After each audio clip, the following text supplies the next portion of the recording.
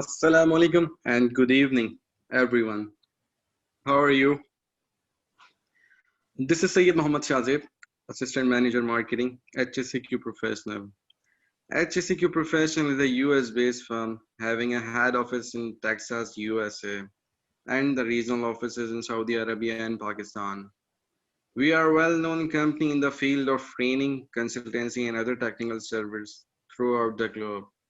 A very warm welcome to all of you in this webinar, which is Electric Safety NFPA 70E. This electric safety deals with management system, getting demand organizational sector who wants to improve themselves with some international guideline. You can write your question on your webinar group during the webinar. We will note down and ask the trainer end of the webinar. There is an exam end of the webinar and only top 10 candidate will get free certificate with 100% marks accurate within a 15 minutes. Please note that exam received after 15 minutes of time, then it will be not be entertained. Let's formally start the webinar, and I would request to Mr. Wasif to please start this webinar. Thank you, Shazid. Thank you all for joining. Assalamu alaikum and welcome. Good evening to all of you. My name is Sayyid Wasif Naseem, and I will be the speaker for today's webinar. We will be discussing about NFPA 70E. Just please confirm, Shazid, whether my screen is shared and my voice is loud and clear. Yes, Shazid. Can you please confirm me?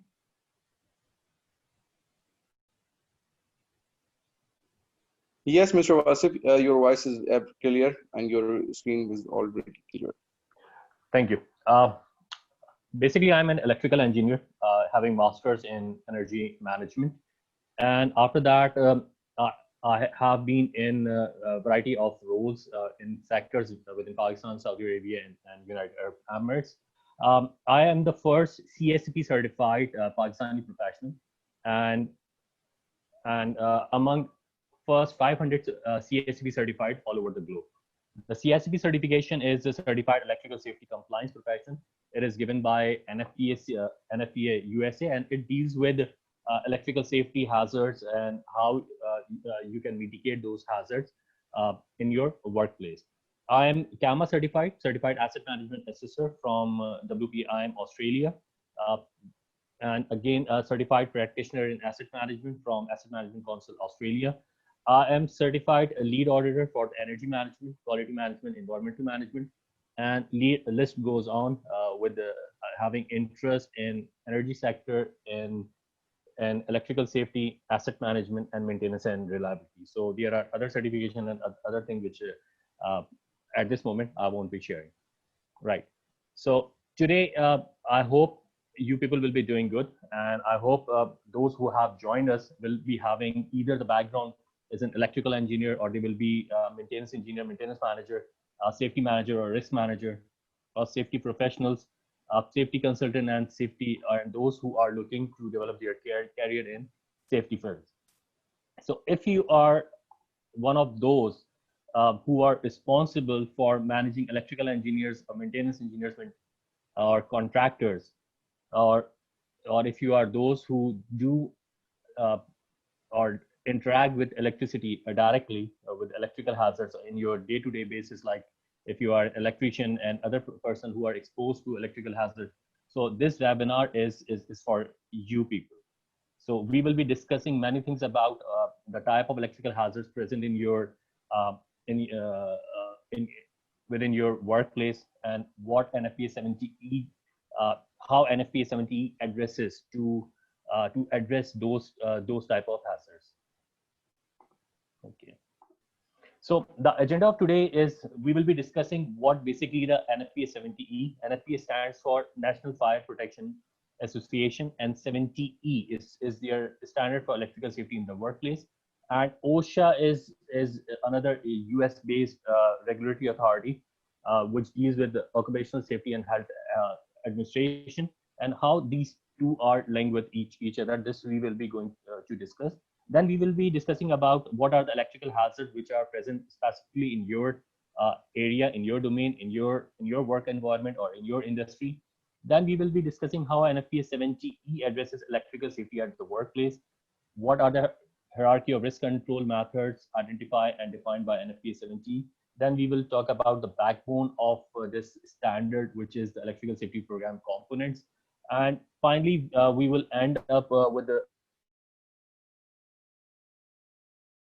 applications available in domain of electrical safety, and what and and from where you can get those. Okay, let's start. Was the relationship between the NFPA 70E and OSHA. So think of OSHA as a supreme body, as an authority, as a regulatory body, and it gives you command what shall be done, what is required uh, to be to be achieved from the employer, or from the people having authority. So OSHA is basically a performance. OSHA sets performance based requirement for safe work practices. For example, the OSHA will going have a general duty clause like there should be no electrical incident or accident should happen within a facility. OSHA, another general safety clause could be like uh, required personal protective equipment need to be provided to the people who are exposed to electrical hazard.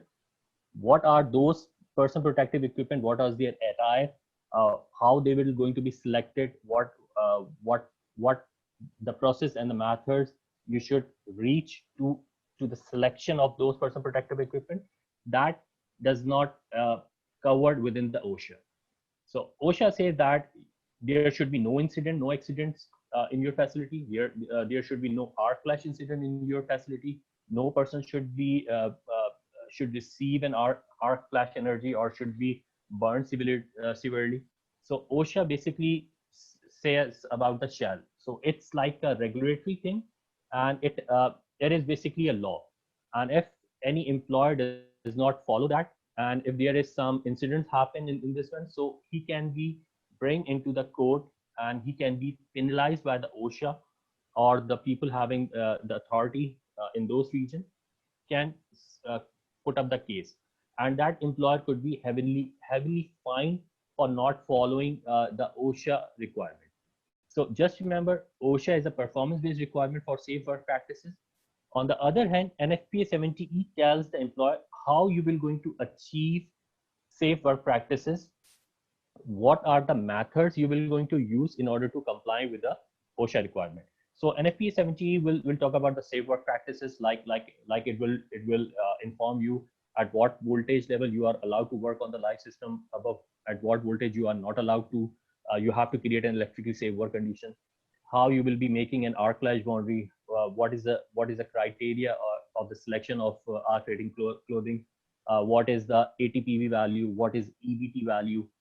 What is arc rating? What is the difference between the arc rating and arc rated clothing and simple pipe retardant clothes? So how you can make an arc flash boundary, how you can make a shock protection boundary, how you will going to select your personal protective equipment specifically for a particular type of job, or specifically for a particular type of task which is in hand. So basically, NFPA 70E is how you will going to meet the requirement, and how you will basically comply with the OSHA regulatory requirement. So NFPA 70 is the how. It tells the employer how to achieve safe work practices, and it is tailored to help employers fulfill OSHA responsibilities and fully remain consistent with the NEC requirement. NEC is National Electric Code. So we will shortly see how NEC, NFPA 70B, OSHA, NFPA 70E are linked. So just in order to establish the relationship between the OSHA and NFPA 70E, OSHA is a regulatory thing. You have to comply with it. 70E tells how. So the NFPA 70E is basically the combination of world best practices in the domain of electrical safety, which have been combined together, and it has been formulated in the form of an standard. So employers are not forced, are not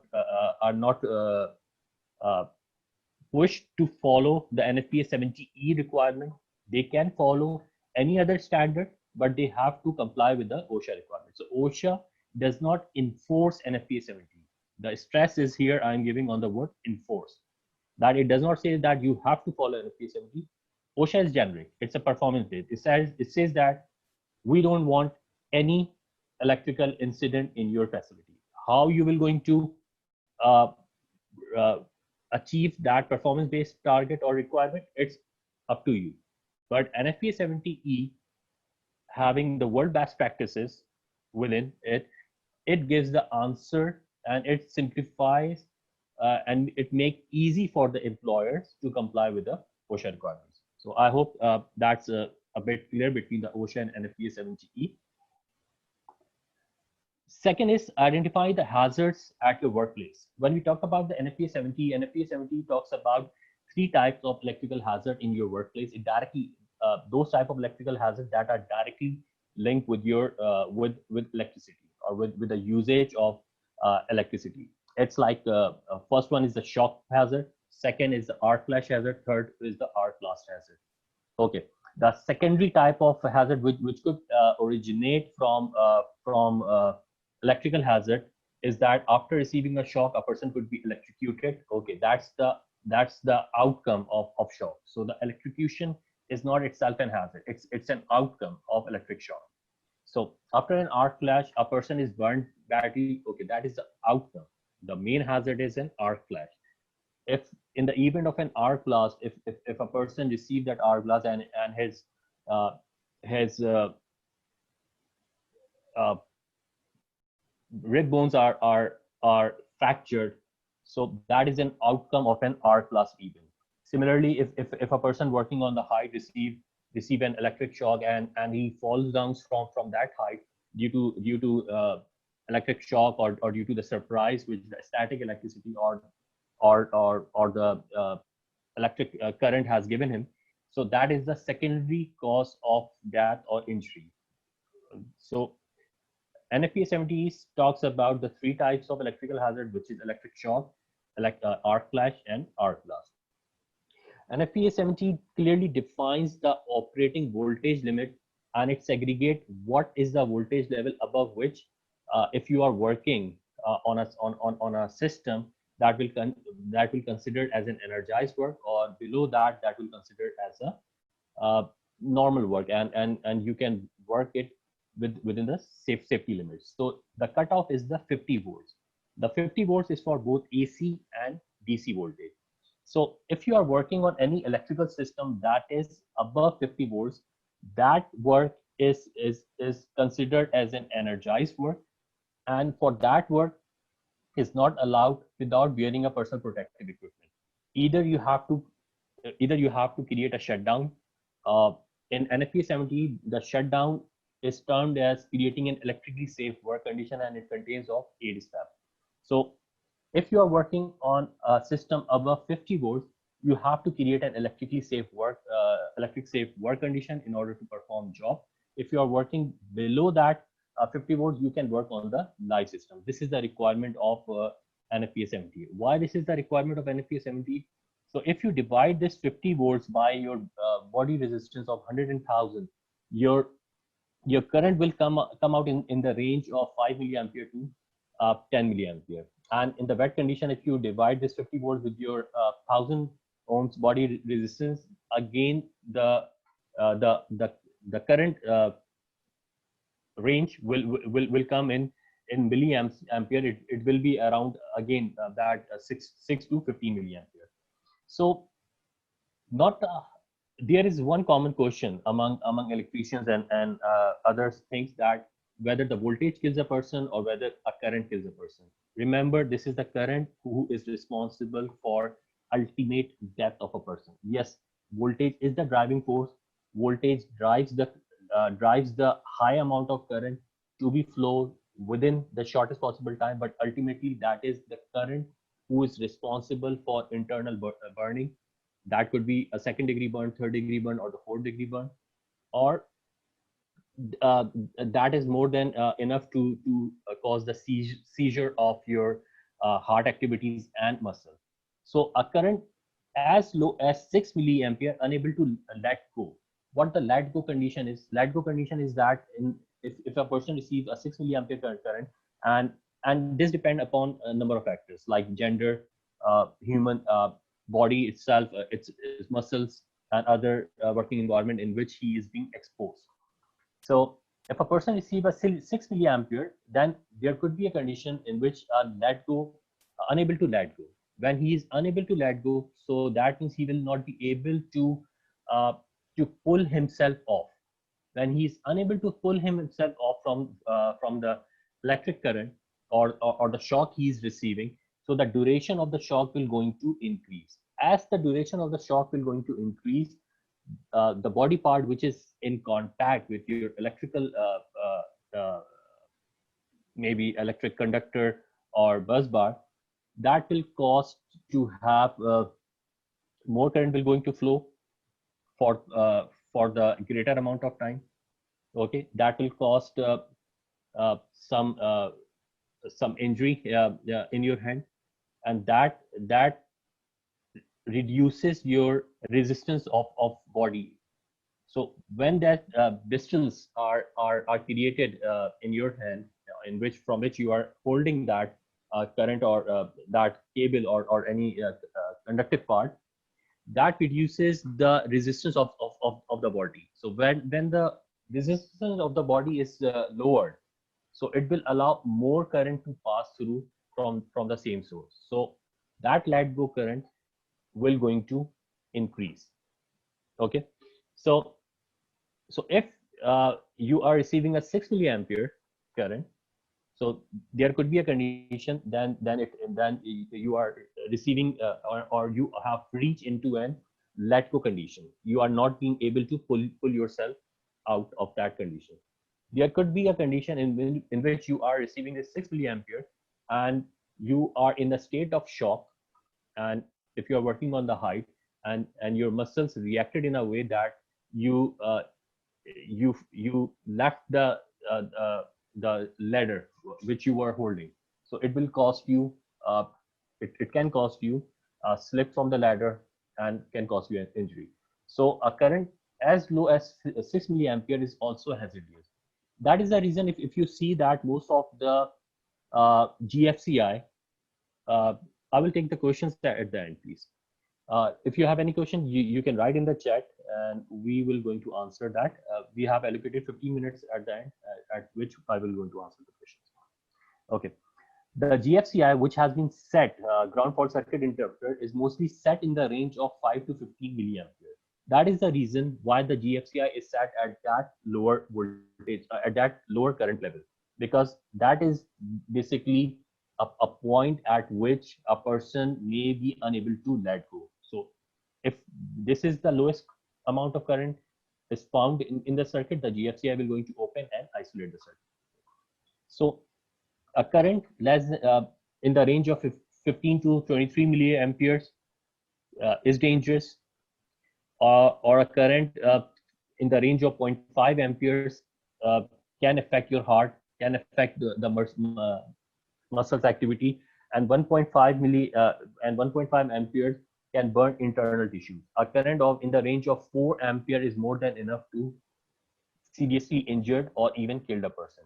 So just imagine in our home we have a breaker of 10 ampere. There are sockets in which we have a 10 ampere, and just think about the time settings, the trip time settings of those 10 ampere. So if they pass through a certain amount of time through our body, what will happen to us? So this is one of the one hazard which we are facing in our industries, in our workplaces. The second hazard is in arc flash and arc blast. Even there are conditions in which the shortening and grounding of two circuits may result in explosive expansion of hot gases. It creates hot gases, and those gases have temperature could rise up till 35,000 degree Fahrenheit. That is more than enough to cause a person a serious injury, a burn injury in case of an arc flash. If that arc flash persists, that arc flash is converted into an arc blast event, and that arc blast even has the capacity to knock the person off the ground. It has the potential to penetrate the molten metal, which due to the high temperature risen due to an arc flash can penetrate into the body, and it can rupture the chest and can cause death and serious injury. So other type of hazard is an arc flash and arc blast. So they could occur simultaneously. All the things started with an arc. Then if the source have uh, enough capacity behind that, which could which could contribute to that fault for a longer period of time, that is converted into an arc flash, and that flash energy has enough power to displace the air surrounding air with the pressure that is converted into an arc blast, and both are equally hazardous. So it has the condition, or it has the power to kill people at the distance of 10 feet from the source as well. Other type of the hazards, or other type of the damages, which is not related to human factor, it is related to the business operation. So if you are working on the life system, so NFPA 70 does not allow you to work on the life system for the cases in which there is no justified energized work is here. So NFPA 70 clearly says what are the work can be done on the life system, and for the life system of the work, it uses a term of justified energized work. For other type of the work is stresses that an electrically safe work condition need to be created in order to execute that job. So just remember, if an electrician or an electrical engineer, due to his expertise or due to the overconfidence, try to replace a one circuit breaker in the life system, when he had the opportunity by doing a good planning, he can shift that job in the low production hours, or he can perform that job if it's not of the very critical nature. If he can work uh, while the system is de-energized, so he will be eliminating the hazards altogether. So he could work safely on the system.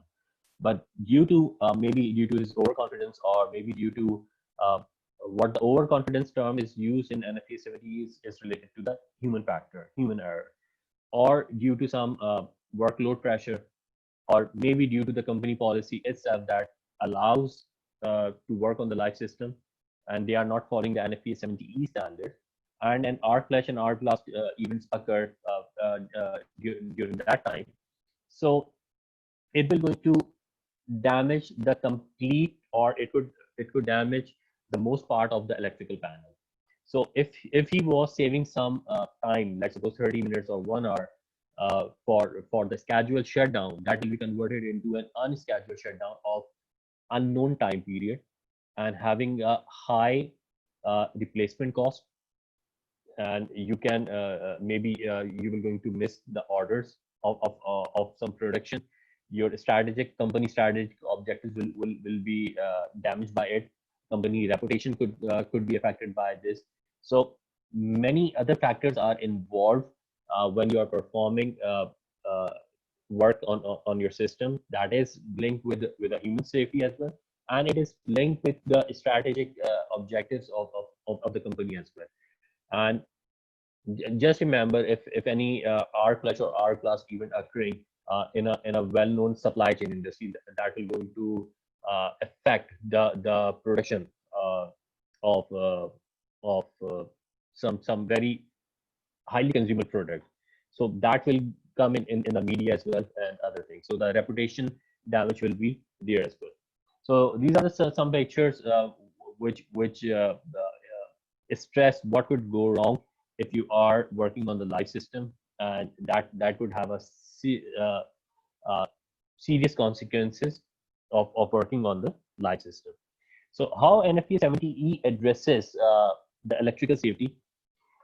It talks about that most of the electrical injuries and electrical incidents happen in industries because the electrical safety program is not established, or if that electrical safety program is established, the policies are there, the procedures are there, how to work on the system, how to carry out the task, how to perform the job safety planning, how to perform the job briefing, what is the requirement of energized electric permit, what are the safe work practices you have to adopt, and the stress is there that work should be performed while the system is de-energized, while the system has been put into an electrically safe work condition, and no work is allowed to work on the live system if it is justified. Only the justified energized work is allowed. So if it is not being followed, it is not being established, then most of the electrical incidents occur in industry. So the establishment, implementation, audit, and continual improvement of your electrical safety program is the responsibility of uh, is the employer responsibility. Other synonyms which NFPA 70E uses is employer responsibility, equipment owners, and owners designated representatives. So these are the synonyms which are being used for the person who have the authority over the industry. So it does not directly say that the employee is responsible, okay, of in order to establish, implement, and continue improve your electrical safety program. It is a responsibility of the employer from the top management to provide you the electrical safety program. Then it is the responsibility of the employee to follow those policies, procedures, uh, so that it is effectively achieving its intended outcome. So what are the components of electrical safety program? It is covered in detail in 110.1, Article 110.1 of NFPA 70E. It talks about the journal statement, which I showed you before, that the establishment, implementation, continual improvement, and audit of it is a responsibility of employer, providing training to the qualified person, informing hazards to the unqualified person. It is the responsibility of the employer. Inspection, condition of maintenance, awareness and discipline, electrical safety program principles, controls, procedures, risk assessment procedure, job safety planning and briefing, incident investigation, and auditing. So these are the components of electrical safety program. So if I go in a quick way, what the inspection means, that you are conditioning, you are inspecting your new installation, you are inspecting your system which has been modified. Then condition of maintenance, it could be a preventive maintenance, it could be a condition-based maintenance, it could be a predictive maintenance you are performing on your electrical system. Awareness and disciplines related to employees training, uh, competency building of your qualified person, uh, training and development of your unqualified person and those who can be directly and indirectly involved or could be exposed to electrical hazard. Then electrical safety program principles, controls, and procedure deals with the policy development of related to electrical safety. Controls is related to what are the methods which you will going to apply, or what are the matrices you will going to develop in order to measure the KPI, and in order to measure the effectiveness of your electrical safety program. The procedure is related to it is broken to individual tasks which you will going to perform. So what are the personal protective equipment required? How you will ensure that for every task your first priority is to create an electrically safe work condition. If you are not creating that, so how you will going to uh, provide them with the personal protective equipment, how you will going to stop unqualified person entering into that area, and other things. Risk assessment and procedure is linked with ISO 31000 risk framework. How you will going to identify the hazards, how you will going to evaluate uh, the risk, and how you will going to select the control from the hierarchy of control given in NFPA 70. Then it talks about the job safety planning and briefing. It talks about requirement of energized electric work permit. Then it stressed on incident investigation, whether there is a near miss, where there, or whether there is a accident that should be investigated, so that it does not reoccur, or it does not occur elsewhere in the system. Then it talks about the auditing. to verify whether your electrical safety program is effective and it is achieving its intended outcome or not. So why electrical safety program is important for industries? So just a comparison of a safety triangle given. So on your left, the safety triangle is for journal hazards, which could be present in your industries. It could be related to fall from the height. It could be related to chemical hazard, or it could be related to uh, other type of hazard which is present in your industries. So if you have a 300,000 risk behavior comes out due to human error or human tendency. So if you note 300,000 risk behavior, then it is converted into 30,000 near misses. And if you have a 30,000 near misses, that is converted into 300 recordable injuries. And if you have 300 recordable injuries, then the chances of fatality is 1. 300 is to 1 for other type of the hazard which is present in your industries. But when we talk about the electrical safety, the hazard is of so severe nature that if you have only 10 recordable injuries out of 300,000 risk behavior, then the chances of fatality is 1.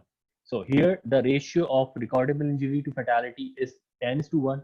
For every 10 recordable injuries, whether minor or major, there is a chances of fatality. For the other hazards which is present in your industry, it is 300 is to 1. So that stresses about the importance of electrical hazard, and it stresses about the establishment of electrical safety program within your within the framework of ISO 45000. It could be, or it could be linked with other health and safety program which you have already. Let's suppose if you have safety program for confined space, you have safety program for work on the overhead, you have uh, uh, safety program established for lifting of some object. So then you should have your separate electrical safety program, um, because of the hazard it poses to the people, to the qualified person who are directly interacting with the equipment, or to the unqualified person who might be exposed to those hazards while performing their job. So what are the essential elements of NFPA 70? First of the essential element of NFPA 70E is that an effective electrical safety program must be developed. What is mean by an effective electrical safety program? An effective thing is that which is providing you your intended outcome, your intended desired results. And how you will going to measure the effectiveness of anything? You set a KPI. Let's suppose in your industries, if the electrical incidents or the accidents were 30 last year, so you set a KPI of 0 for this year, and then you implemented your electrical safety program. Under that electrical safety program, you developed policies, procedures. You develop a world-class safety program. You establish some reward system, and you also establish some huge penalties for the employees who are non-compliant with the policies and procedure. And then you audit what is the outcome uh, after 1 year, or maybe after 2 months or 1 month. You check the effectiveness, and if you achieve your target of 0, or let's suppose you at the next year there was only 1 electrical accident or 5 accidents, so that means you have achieved, let's suppose, 80% of your target. So your electrical safety program is still 80% effective. It's not 100% effective. So how you will, what different type of strategies you will need to adopt in order to make it to that level which you want to. Then it talk about the training requirement, and it talk about that the employer must determine who is qualified and who is not qualified. Here, NFPA 70 has a very broad definition of qualified person. The qualified person is not related to the qualification. MBA person could be an unqualified person. Being an CSCP certified, I'm still an unqualified person. Okay. For a definition of a qualified person is that person who knows about the operation construction of individual machine, individual task he will going to perform, and who knows about the hazard involved in that, and who knows about what are the controls he will going to adopt in order to mitigate that hazard. So a qualified person who is qualified to work on 11 kV side, he will be still unqualified to work on the 400 voltage if he does not have the required qualification, required training. He does not demonstrate whether he is qualified for that work or not. So that is the definition of qualified person in NFPA 70. So let's suppose if I am uh, trained in operation, construction, hazard identification, and other thing of Siemens ringman unit. Still, I am unqualified to operate or to work on the ABB ringman unit. So if in your company, if you want to be qualified for both, so I need to have be trained and certified for both type of ringman units of different vendors as well. So it is with the same voltage level, and also if the voltage level changes, if the task level changes, if I am qualified to perform work on my circuit breakers, I'm still unqualified to test the circuits related to the cables or make some termination and other things. Right. So what are the elements? So it talks about the electrical safety program at the start. Then it talks about that how the person should be trained. Employer should determine who is qualified and who is unqualified. I hope the definition of qualified and unqualified is clear. A simply unqualified person is that person who is not qualified. Okay. So the definition of qualified is what I just discussed. On the other hand, the definition of unqualified is person is that it's not related to the education level. It's only related to the whether a person knows about the operation, whether knows about the construction, whether a person knows about the hazards involved, and he knows how to mitigate those. The NFPA 70, the main focus is to shut off and work on an de-energized system, and that is called in NFPA 70s as creating an electrically safe work condition. So the goal is to de-energize, to work on the system by de-energizing it. The live work is not what I can say is not uh, it's permitted under certain condition, but it is not favorable every time that you should work on the work on the live system. So planning is the key in the energized work. So by doing your proactive planning, you should always think how you can work on the de-energized system, how you can perform that work on by creating an electrically safe work condition. For example, if if there is a weekend coming and the nature of the defect is not of a very urgent category, so that maintenance could be deferred for 1 day or 2 day, or that maintenance can be deferred for the next cycle. So try to work on the de-energized system by doing your planning. So one of the effectiveness of your electrical safety program could be like how many live work you are performing. So if we talk about this electrical safety program effectiveness, so one of the KPI could be how many live works you are performing, how many plant shutdowns you are taking, how many plant shutdowns have been cancelled and that has been converted into your live work. So these could be some of the KPIs of your electrical safety program as well. So the risk assessment must be performed for all justified energized work, including establishing an electrically safe work condition. So it tells about that only a justified energized work is allowed to be performed, and if the work is justified, a risk assessment is need to be done. What is covered in the risk assessment? It talks about determination of the shock hazard, it determine how you will going to determine the arc flash hazard, and you have to perform the risk assessment for the shock and arc flash and arc glass. When you will going to perform the risk assessment, you will going to define the personal protective equipment required for arc flash and for shock hazard, and you are going to determine the boundaries like arc flash boundary. You will determine how you will going to determine the shock protection boundaries. So it also says that establishing an electrically safe work condition is itself an energized work. So you are creating an electrically safe work condition for one part of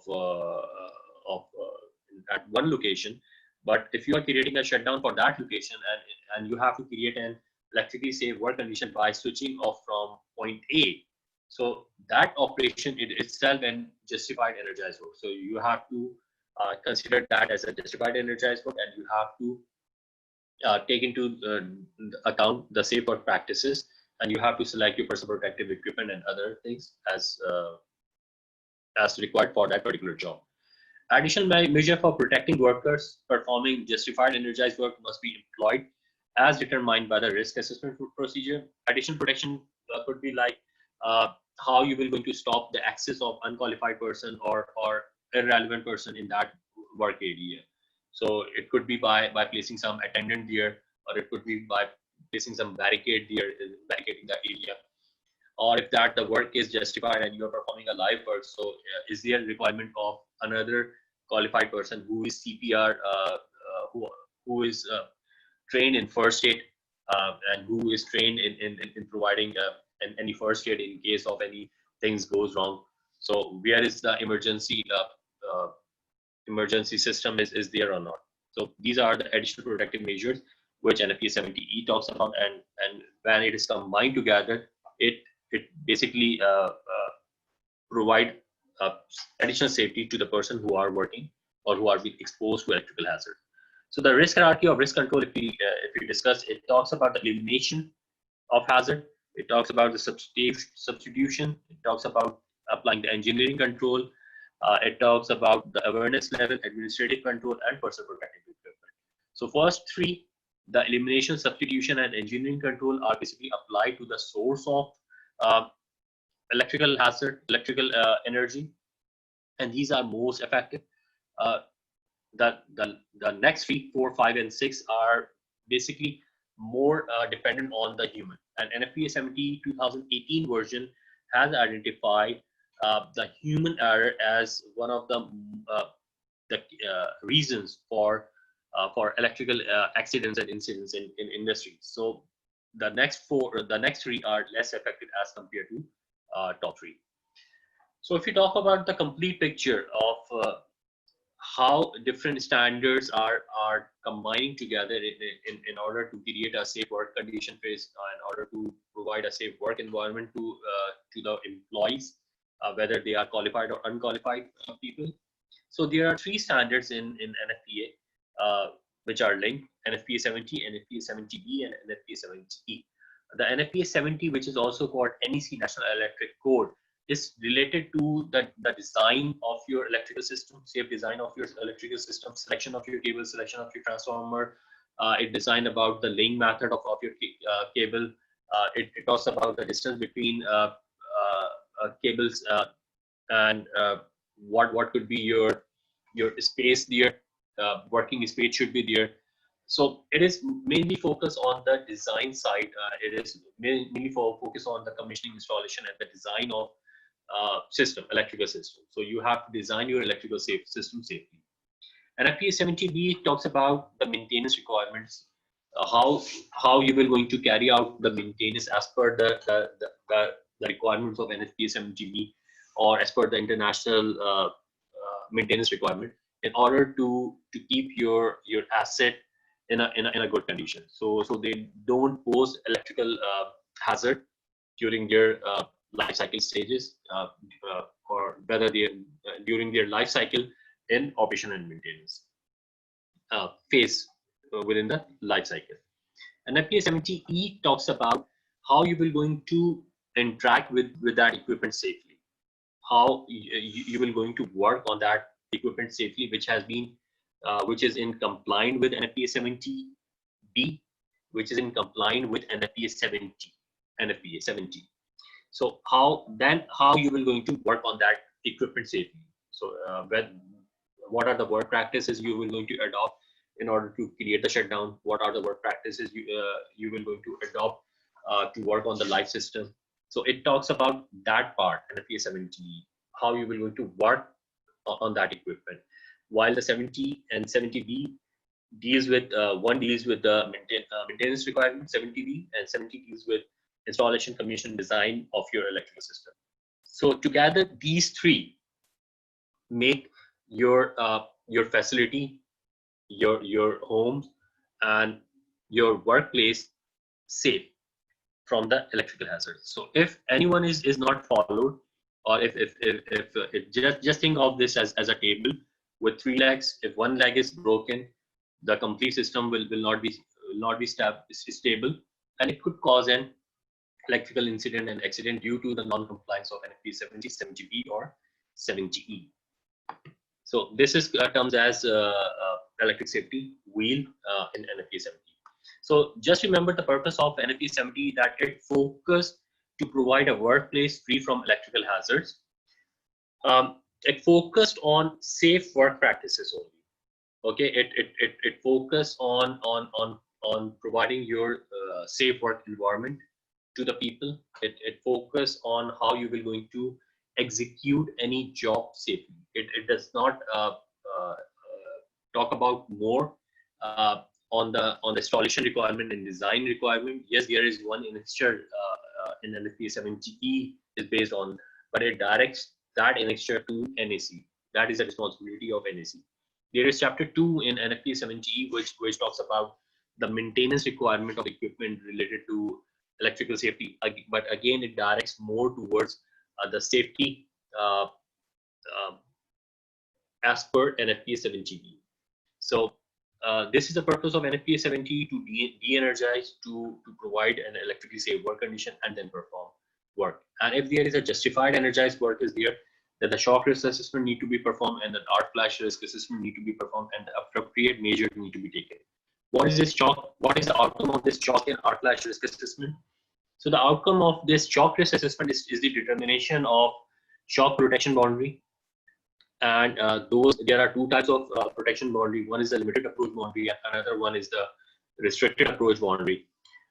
And how you will go to calculate this boundaries, it is given in detail in table 130.4A GA and for the AC voltage system, and table 130.4 DB for the DC voltage system.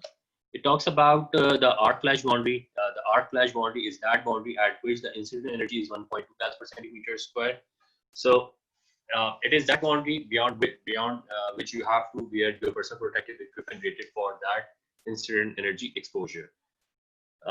So how you will going to calculate and how you will going to define these boundaries. Let's suppose if you are going to work on a system that is on the 600 volt motor control center. So that is on the 600 volts. So you will going to use NFPA 70 to determine the boundary level. So one of the boundary level will be the restricted approach boundary. That is the boundary at which there is an increased likelihood of an electric shock due to an arc over or due to an inadvertent movement. The limited approach boundary is that boundary beyond that the shock hazard exists. So you have to keep your unqualified person beyond this limited approach boundary or beyond this arc flash boundary, whichever is greater. So the limited approach boundary and the restricted approach boundary is dependent on your voltage level, while the arc flash boundary is dependent on the incident energy level. It is dependent upon the short circuit level. So for this case, the arc flash boundary, it is at a distance of 5 feet, while the restricted approach boundary and the limited approach boundary is at a distance of 1 feet and 3 feet and 6 inches. There is a complete detailed description given in NFPA 70 how we will going to calculate this restricted approach boundary and the arc flash boundary. So there are PP categories also defined in NFPA 70E, like if you are exposed to 4 cals per centimeter square, then it comes under the category of P1, PP category 1. If you are exposed to an incident energy of 8 cals per centimeter square, then you are exposed to PP category 2. If you are exposed to incident energy in the range between less than 25 cals per centimeter square, then you have to choose a personal protective equipment of category 3. And for 40 cals per centimeter square, you have to choose a PP category 4. So it depends upon the type of the work you are performing, and the details are given in NFPA 70E tables and description, how you will going to select your personal protective equipment for the exposure to which you will be exposed. Right. So now we will be talking about some international certification, which is in the domain of electrical safety. There are 3 international certification right now. One is NFPA CSP One is NFPA CSW, another one is NFPA CSP. CSP is the highest certification available in right now in the market, and there are less than 500 people right now available who are CSP certified, and mostly these are the people from USA and Canada. There are 2 or 3 people from the UAE, Saudi Arabia. There are 2. From the Oman, there is only 1. The one from the Egypt, from the Pakistan, there are 2. And my 4 students are currently who have completed the training of CSP from me, are being enrolled in CSP exam, and by October or November they will be CSP certified as well. So right now the scope of the CSP is very high. Many in current going session, there are people from India as well who are taking this CSP certification from me. So right now there is no Indian certified CSP who is working in India as well. So they will be certified for their work location. So there are 3 certifications right now available. One is the Certified Electrical Safety Compliance Professional, which is the highest certification. It is for those people who are responsible for overseeing electrical engineers, electrical supervisors, and who are basically NEBOSH certified, CSP certified, ASP certified, or safety professionals. So these could be they could be an electrical engineer having the responsibility of performing the jobs or overseeing electrical engineers and technicians, or these could be safety professionals who are overseeing other safety programs, and they are also seeing electrical safety program. Certified Electrical Safety Worker, CSW, is for those who are basically involved in practical work. So these could be electrical engineers as well, and mostly this certification is for electricians and trade people who are physically involved in the job and who are directly exposed to electrical hazard. Third type of certification is CST, Certified Electrical Safety Technician. These are the certification for the people like HVAC technicians, solar installation people, those who are not directly exposed to electrical hazard in the life system, but they are working in a team, so they could be exposed to electrical hazards. So what are the requirements for CSP and CSW? For the CSP and CSW, you should have a bachelor degree, you should have 2 to 4 years of working experience, and you should have completed 40 hours of electrical safety training as a mandatory. For the CST, you have to complete 6 hours of electrical safety training. Then you will apply for NFPA for examination for the CST. So who should go for the CSP and CSW? If you are electrical engineer, managers, technicians, safety leader, risk manager, ASP certified already, CSP certified already, NEBOSH certified, or ISO 45 lead auditor, you should go for the CSW and CSP. So what are the career options available after that? Being a CSP certified and you have lead auditors or lead implementer certification with you, and some electrical safety audit certification, then you can have work as an electrical safety trainer, instructor. You can work as an electrical safety auditor. You can be electrical safety consultant and implementer, and you can have a freelancing job as well. Just like me, I am a freelance electrical safety trainer. I am a freelance electrical safety consultant, and I developed a system electrical safety program based on NFPA 70E requirements. So these are the future career options which you can adopt as a freelance worker, or you can adopt as your main career aspiration as well.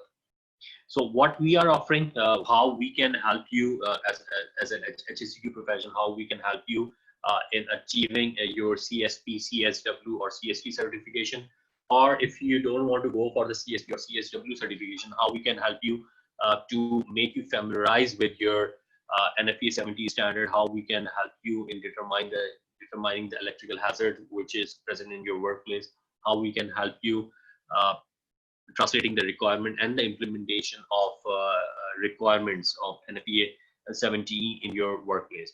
So we have designed multiple courses based on NFPA 70. One is electrical safety for engineers and supervisors. This is NFPA 70E approach. This course is accredited from the OSHA Academy, United States. This is all for the 10 hours. If you are doing this course, it will add 10 hours towards your journey for CSW and CSP. And if you are targeting CST exam, that will be sufficient enough because the requirement for CST is only 6 hours of electrical safety training. So it will go to fulfill that requirement as well. Arc flash risk assessment and impact and control. If you want to learn about the calculation of incident energy mode by software method and its implementation, then this course is designed for you. It will be based on the ETAP calculation. So it is also for the 10 hours. Then we have designed a course electrical safety program, how you will going to establish, implement, and audit as per the requirement of NFPA 70E. This course is also aggregated from the OSHA Academy for the 10 hour. And then we have our major course, which is electrical safety specialist roadmap to CSP and CSW. This is of 40 hour. It is also accredited from the OSHA Academy. And this course is authorized by HSEQ professional as an authorized training provider. And this course and this certification is recognized by NFPA 70, NFPA as well. So this is what you will be receiving as a part of electrical safety specialist certificate, and that is recognized by NFPA towards 40 hours of electrical safety training if you are looking for CSW and CS2. So what our clients are saying related to the CSP, we have completed 2 batches successfully. 3rd batch is going on, and CSP 4th batch is planned for the month of November. So the testimonials are there on our website. It is available on YouTube. So if you see the people who have attended our CSP are having a background in HSEQ. One is a HSEQ manager. Another was working in Saudi Electricity Company as a senior planning and operation engineer. Someone from the Pakistan who has a background as a deputy manager in HSEQ. Another Mr. Rizwan is working as an electrical engineer in Saudi Arabia. Another, he belongs to the project engineering background. He's an electrical engineer. Mr. Umar had a background in telecom facility as a consultant. He's working in Saudi Arabia. Another person, Mr. Anish, he's an electrical engineer, and Mr. Kashif, he's manager electrical and automation from Pakistan. These were the few testimonials which you can find on our website as well as on our YouTube. And there are testimonials from batch 2 and batch 3, which is currently right now going on. So if you want to transform your career in electrical safety, we have solutions for you. You can reach us via email. You can reach us via WhatsApp number. You can reach us via our Facebook page, or you can reach us via LinkedIn as well as for the WhatsApp number. Right. So if you have any questions, yes, Shazib, can we open question and answers? Okay. Our next session based on electrical safety engineers and supervisors is planned from the 4 to 6 October, which is of 10 hours. So we will be completing that 10 hours in 3 to 4 days. And you can contact us for that as well. Yes, Shazib, you are here, I think.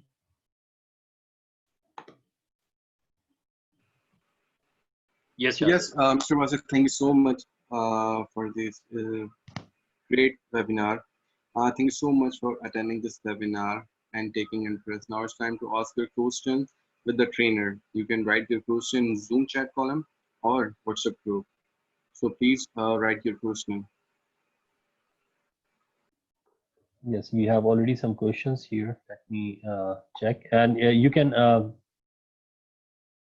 okay.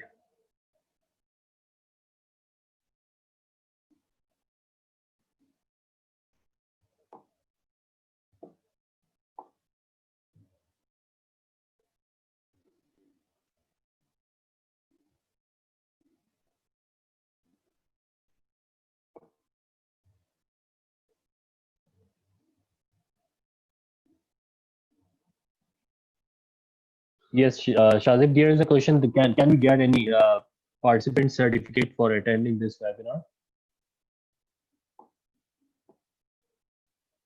Yes, we do have. We will be posting some questions right now, which is relevant to this webinar. Okay. Based on that question, if you score 100% marks, there is a certificate of attendance as well.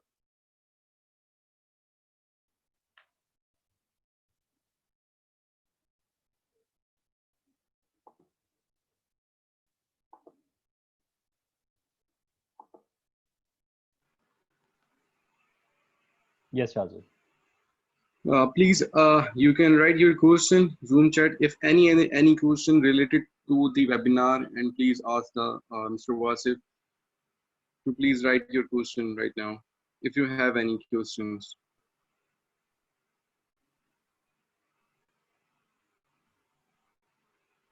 Otherwise, we will go through the exam.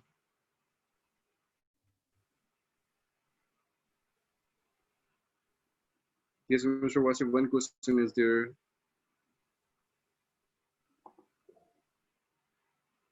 Yes. In the chat box, right? Yes, Zoom chat.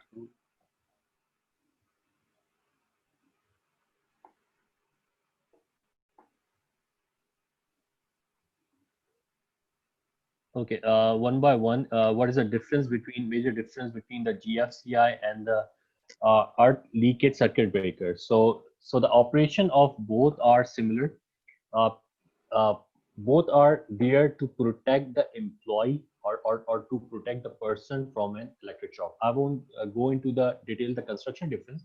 The conceptual difference is that the ECLB, ELCB, and the GFCI are not meant to protect the circuit itself. That is the responsibility of earth fault relay and the circuit breaker to protect the circuit in terms of any fault which has been occurring, which could damage the system and asset as well. GFCI and ECLB main reason is to protect the worker from the electric shock. So they are there to protect the employees from the electrical shock. So, and that's the reason they are set at a minimum milliampere range, so that in case there is any leakage current occurring from the tool, so it won't pass through the body of the person. It will be directly grounded, and it will going to protect the person. So the difference between the GFCI, ELCB, and uh, uh, earth fault circuit breaker is an earth leakage and earth fault circuit breaker is that those are for the protection of your circuit, your network, while other are for the protection of persons. Grounding versus earthing versus bounding, major difference. Uh, Grounding and earthing could be termed as similar. If I talk about what is the difference between the bounding is like uh, if you are connecting two electrical equipment, two different panels, or maybe you are connecting one of the ground or one of the ground system of your motor with the ground system of your panel, and then you are earthing that one. So it is why the connection from your motor to your panel, it is via bounding, and then you are earthing. So it is like there is a grounding system given in your in your equipment, and if you are grounding that one to directly into the earthing system, that could be, in your condition, it could be says can be termed as earthing as well. But normally the ground is earth, right? So the difference between the grounding versus earthing versus bounding is, the major difference is the bounding. Bounding is connections, electrical connection between uh, two panels or two electrical asset or two energized part, or two electrical equipment which needs to be grounded. So you create connection between those two, and then you ground it. What are the safety measures? I hope that answers your question. What are the safety measures for installation electrical equipment such as an HV cable and switchgear? Yeah, Ali, that deals with NEC requirement, that deals with the installation requirement, and NFPA 70E does not talk about that. National Electric Code, the design side, the installation type talks about that, and and it is in quite description in details in covered in NSE. Okay, just a clarification on qualified worker. Could an organization still impose as an addition to NFPA 70E requirement training and education? Could an organization still impose as an addition?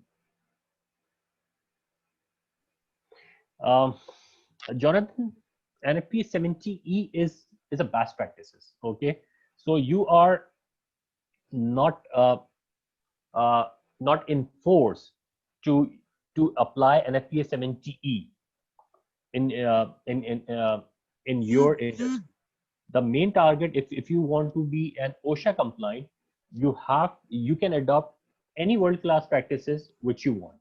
Okay, but the NFPA 70E is one of the best practice, combination of the best practice, and OSHA admires that, because NFPA 70, when you will go through the forward of NFPA 70 starting of the pages, so the NFPA 70E was developed on the request of OSHA. It fulfills the requirement of OSHA and it make employer compliant with the OSHA requirement. So if there is, if you are following the NFPA 70E requirement, there are more chances that you will remain compliant with OSHA requirement, and there will be lesser incident or accident will going to happen. So if you are compliant, if you are in the framework of OSHA compliance, if you are in compliance with the OSHA requirement, yes, you can train your people to the NFPA 70E requirement, and you can keep that as a documented information for the audit purpose and other.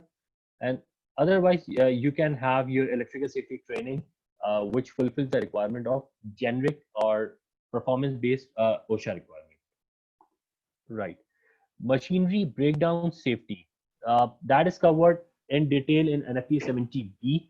What if you want to protect your machinery from the from the breakdown, you can go for the predictive maintenance by applying the state-of-the-art condition monitoring. Within that, you can have your thermography established system.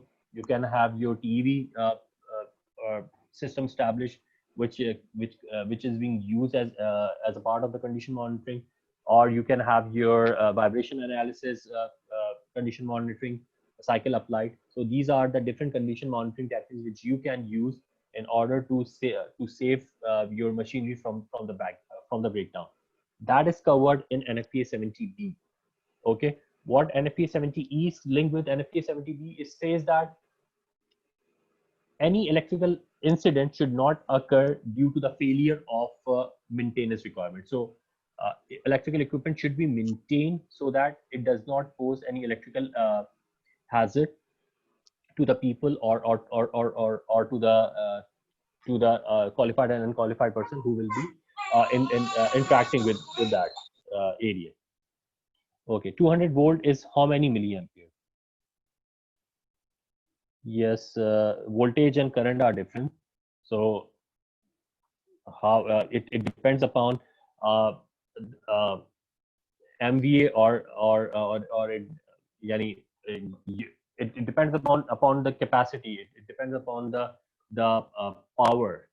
So if you have let's suppose a load of 20 kilowatt, so just divide that 20 kilowatt with the 220 volts, it will give you the ampere rating. So it will be in ampere or it could be in milliampere. So it depends upon the power. It depends upon the apparent power which you are utilizing, right? So divide that apparent power with the voltage, it will going to give you ampere. Okay, if the main goal of NFPA 70 is to de-energize, isn't that covered already in the logout tagout, or the LOT will form part of overall safety? Very good question, Jonathan. Logout and tagout is the part of creating an electrically safe work condition. It is an electrically safe work condition is covered in very detail in Article 120 of NFPA 70E. And the major part of creating an electrically safe work condition is with logout and tagout. The logout and tagout procedure, the logout and tagout equipment requirements, what is the requirement for the complex logout tagout, what is the requirement for the simple logout tagout, it talks about the qualified person responsibility in establishment of the logout and tagout. It talks about the person in charge responsibility in complex logout and tagout, and the responsibility of qualified person responsibility while establishing simple logout and tagout. So it is covered in very detail while creating an electrically safe work condition. So out of the 8 steps which is covered in creating an electrically safe work condition, 90% of the steps talks about the establishment of logout and tagout. Yes. Any other question? Jonathan, I think I might be able to clarify. Right, 200 volts is equal to no, there is no comparison like 200 volts is equal to this much ampere, milliampere. Basically, just apply your formula of what the power is in your home and divide that power with the voltage level. You will going to find the ampere. Right. Any other question, or shall we start with the test? Not with the NFPA deal with only worker safety, not with equipment safety. NFPA 70E deals with how the equipment safety is linked with the worker safety. So when we talk about the electrical safety program, it talks about the condition of maintenance, it talks about the inspection requirement, it talks about, so the inspection and the condition of maintenance requirement is linked with the equipment safety, and how that equipment safety will going to impact on the worker safety. The other parts in the electrical safety program is like awareness and discipline, creating electrical safety program principles, controls, procedure, job safety planning and briefing, auditing, and investigation. These are directly linked with the worker safety directly. How you will going to perform your work safely on the electrical system. Yes, guess I have just to make the logout part of the electrical safety program to simplify the documents and not to confuse implementation and intent of both of them. Logout and tagout is a part of your electrical safety program. It's a very important part of your energy control, and this is covered in your electrical safety program components. When we talk about the electrical safety program principles and control, in principle, let's suppose the principle is this policy. The principle says that we will not going to work on the live system whenever required, or we will going to de-energize whenever it is possible. So if we are making this policy, if we are if we are making this as a company policy and as a principle, then the logout and tagout will be covered under electrical safety program control. So when we will be developing the control, we will be putting that logout and tagout a complete requirement under the control part. Yes. Any further questions?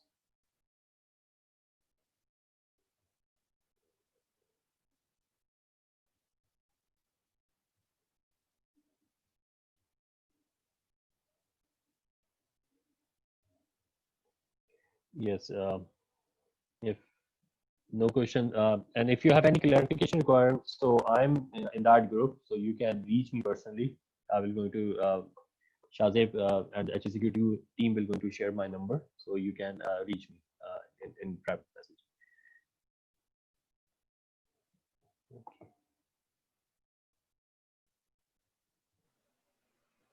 Yes, Shazib. Thank you so much. Thank you so much for attending this webinar. All the participants, thank you so much. I will send you exam link on our webinar group. So please attend the exam, and thank you so much.